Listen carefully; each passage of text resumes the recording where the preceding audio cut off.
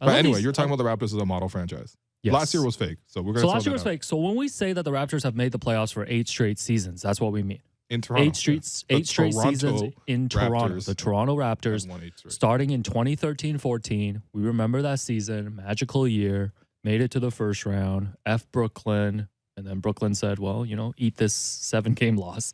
But I was looking back, at that playoff, just the East teams, right? So I was looking at the 8 teams, including the Raptors that were in the playoffs. Yep. And if you were, because sometimes ESPN and these places like to do like future rankings or like what team, what franchise would you love to have for the next 5 years, right? Mm-hmm. If you went back and looked at that, the Raptors are clear cut the number 1 team out of that group.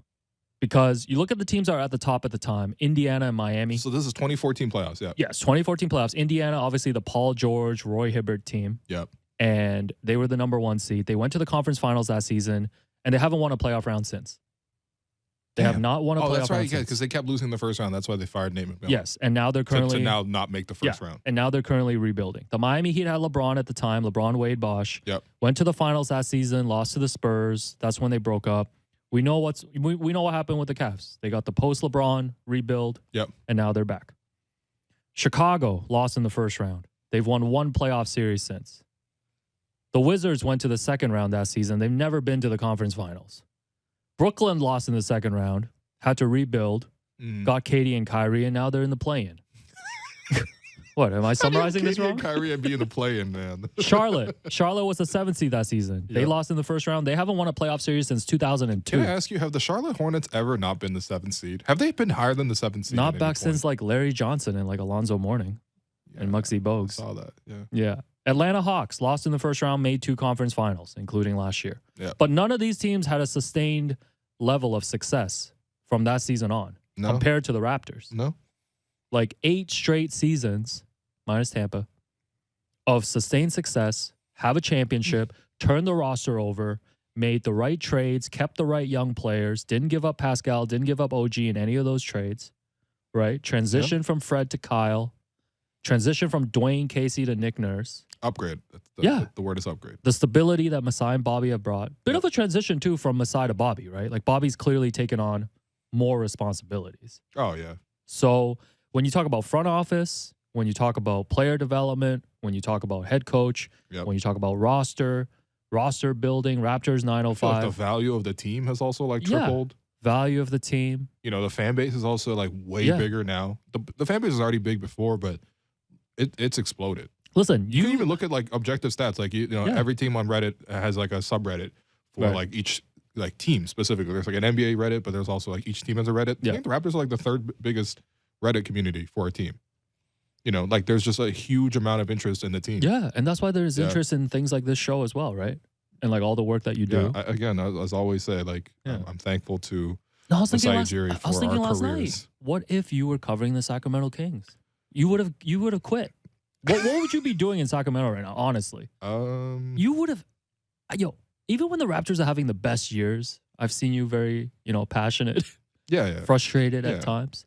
You would not have been able to handle doing the Sacramento Kings for an entire decade, React Pods. What would you be doing right now? It would have been really interesting because they do have, like, great stories to tell, I love Kings stories because they're always like, Hassan Whiteside was flexing his muscles in a mirror, but it turns out it was a one-way mirror, and the reporters on the other side. Like, that's all these. That's a real story, by the way. It's like it's all.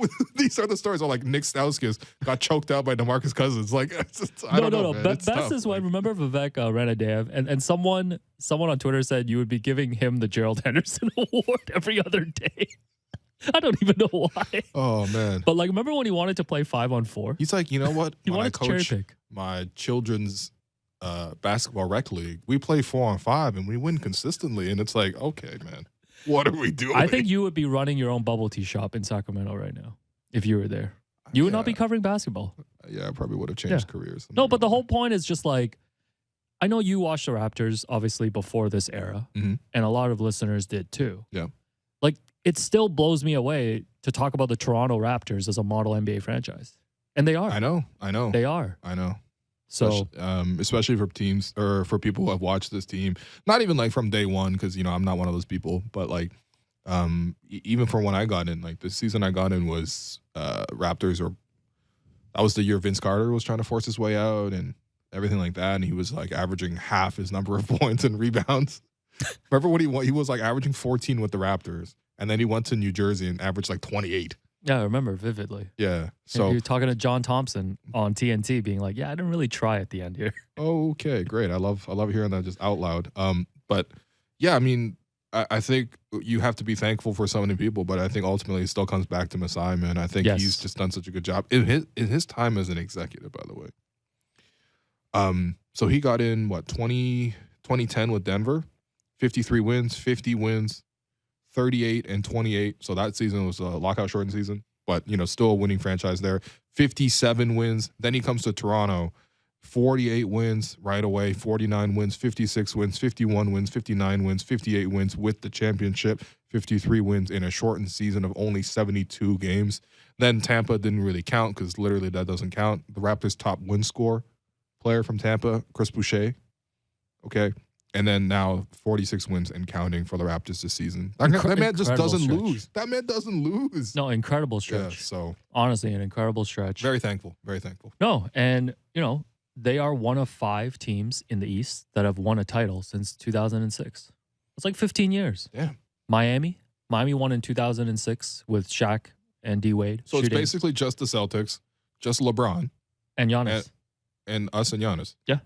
Damn. Yeah.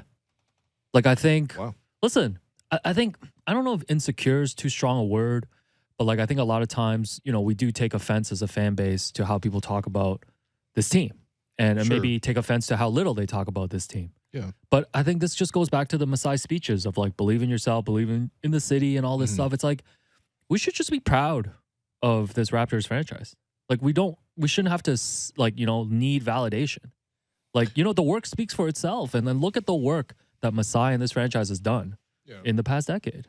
I mean, I think this is a bigger conversation of like when you're so culturally adjacent to something as large as the United States. Right, as Canada, you're obviously bordering.